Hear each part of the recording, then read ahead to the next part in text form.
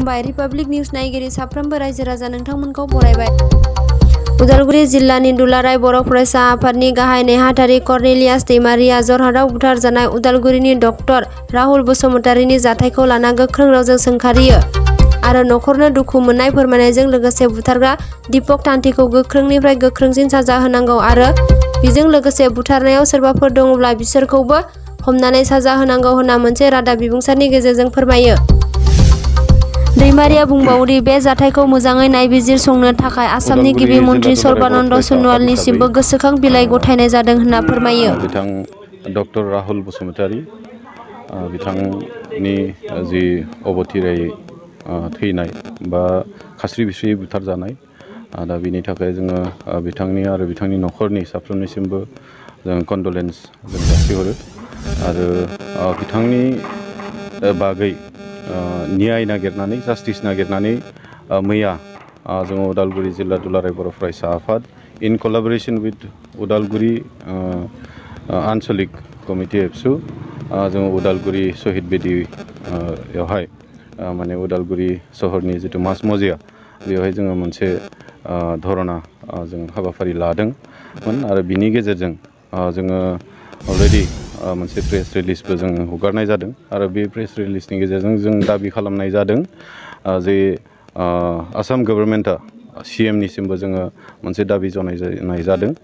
जे थाबैनो जाय जि दीपक तान्ति बिथांखौ जिहेतु हमनाय जाबाय किन्तु जोङो एसे माने नुदों हजोंनि जितु थासारि बेखौ जोंनि सिगाङाव फोरमायहरनाय मथेब्ला जोङो सानदों बेयावहाय जाय माने दुखि इनभल्भ दङ बियो अकल बे सासेल' जानाय नङा बेयावहाय बधय सानै साथाम माबा मोनसे थागोन आरो बेखौ थाबैनो जेसेबांखिनि बे जितु हत्याकाण्ड बेयावहाय इनभल्भ दङ जायफोरा इनभल्भ दङ बेखौ थाबैनो माने दिहुननो नांगौ बेखौ जोङो दाबि जनायदों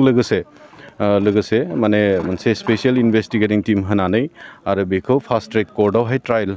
खालामनांगौ होननानै जोङो दाबि जनायनाय जादों। लोगोसे जिहेतु राहुल बसुमतारी डक्टर राहुल बसुमतारी बिथाङा थांनाय 3 दाना बिथाङा सासे माने डक्टर हिसाबै COVID-19नि मोनसे सार्भिस बिथाङा होगासिनो दङमोन कभिड पेसेन्टफोरखौ बिथाङा नायगासिनो दङमोन दा बे हिसाबै दुलाराय बर' फरायसा आफादजों लोगोसे जों उदालगुरि जिल्ला दुलाराय बर' फरायसा आफादाबो आसाम गभर्नमेन्टनिसिम दाबि जनायदों जे बिथांनि जिखिनि माने समाजनि थाखाय जि मोनसे सार्भिस होदों नैबे जितु पेन्डेमिकनि समाव बेनि थाखाय बिथांनि नखरनो कम्पेनसेसन थाबैनो होनांगौ होननानै जों मोनसे दाबि जनायनाय जादों आरो जायहा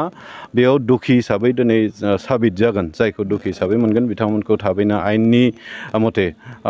एज पार द पेनेल कड अफ ल माने बे मथे बिथांमोनखौ साजा होनांगौ जों बेखौ आसाम गभर्नमेन्ट लोगोसे लिगेल अथरिटिनिसिम जोङो दाबि जनायनाय जादों। साबायखर।